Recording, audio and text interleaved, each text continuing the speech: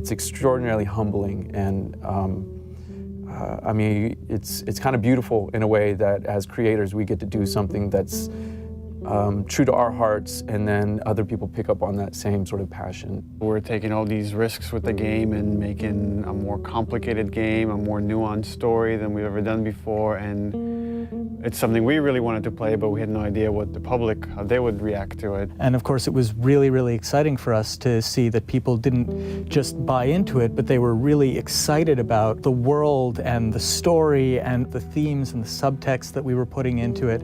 Really, people just got the game 100%. You know, as an artist, as a creator, you want people to love your work. You want it to cause some emotional reactions. So it just kind of leads us and encourages us to keep going in the directions that inspire us.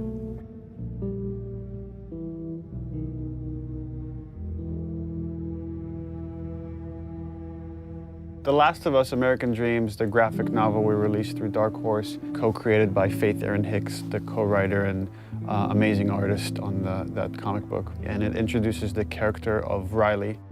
And in it, we get to see kind of Ellie coming out of her shell, and she starts taking on these attributes from Riley, but it's the first day they meet.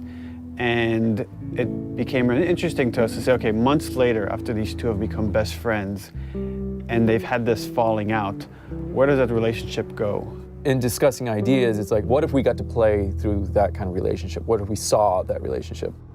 And it gives us an opportunity to test out various mechanics and storytelling ideas that maybe we couldn't test on the scale of the full game, but doing it in a smaller time frame allows us to try out these ideas and say, okay, that's interesting. How did that work?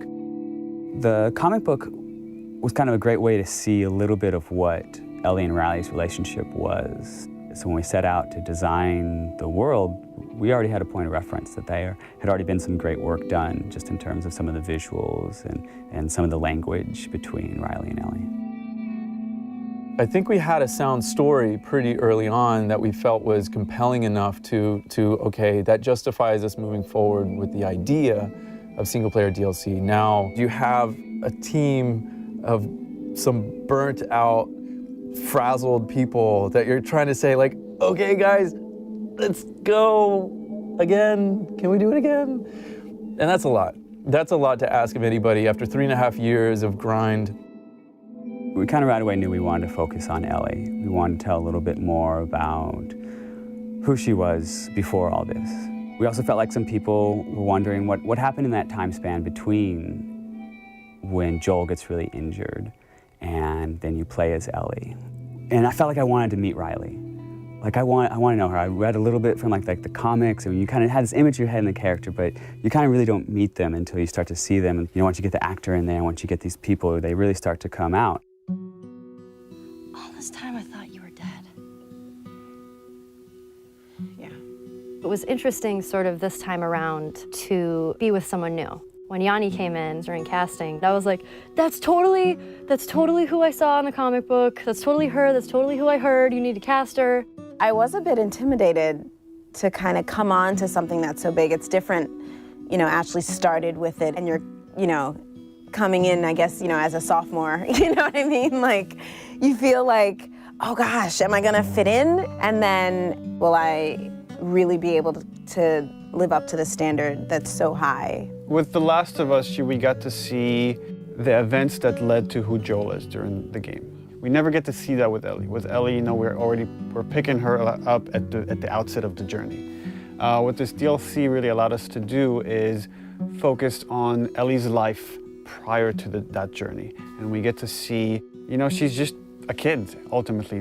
Despite, the journey she's about to go on, you get to see her have fun, and you get to see her playing with her best friend, and you get to see her be romantic with someone. You definitely see a very different side to Ellie. Being with another teenage girl sort of brings out that playfulness and that silliness that you see glimpses of that with Joel, but it's different hanging out with a 40-year-old dude.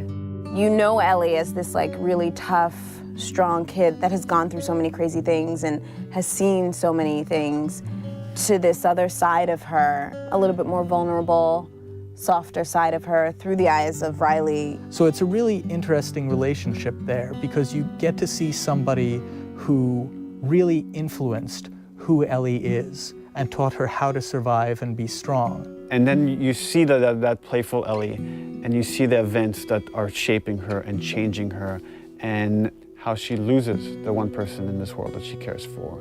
And then you understand why she's willing to fight tooth and nail to not lose Joel. She's already lost this person that she loved. She's not about to let it happen again.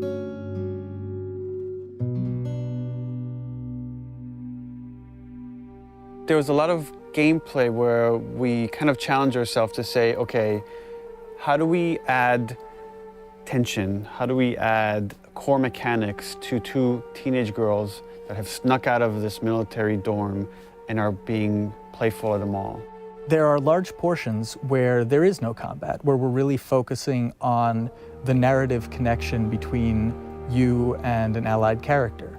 What's really important to us is how we parallel the player's emotional experience in the characters and vice versa. We want you to always be feeling the way that the characters are feeling. What the fuck are you looking at? We look at contrast a lot whenever we're trying to create pacing of things. And you can't have your lights without your darks, your highs without your lows. So while we're looking at the Ellie storyline, we also want to contrast that with what's happening in the desperation of Joel. So the combat is kind of an extension of the obstacles, the barriers inside of her way that she needs to overcome. Something new we wanted to do with the combat this time was we introduced David's people, sort of the cannibals in the university. By pulling David's crew into the mall, we also thought it would be intriguing to create some new technology where we had the infected fight the humans. We developed a number of setups, combat setups, during the DLC where the player has the opportunity to pit those two sides against each other. And for us, this was really interesting because this allows you to use one faction as a weapon against the other. Now you're able to use these distractions almost as bait or as lures. So that creates this whole new way to think about a combat space and to think about ways that you move around. But it still drives home that idea that it's a desperate world and you're trying to survive in it. The main themes that we're playing with, I think, are love and loss and, on some level, devotion. What lengths do you go to protect the ones that you care about?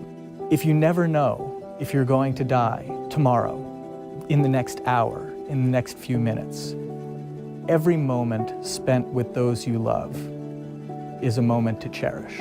The relationship between Ellie and Joel, it dealt with survival, it dealt with loyalty, and ultimately it dealt with love, the love of a parent to a child or a child to a parent. The DLC is not that different. In this world, all you really have are your relationships and your friends. I mean, that becomes everything. And I think that's sort of reiterated in the DLC. One of the great things about Last of Us was how much people related to Ellie and enjoyed Ellie and saw her as this strong character. And here we'll get to see how her time with Riley has become that and something that propelled her to be able to go on this journey with Joel.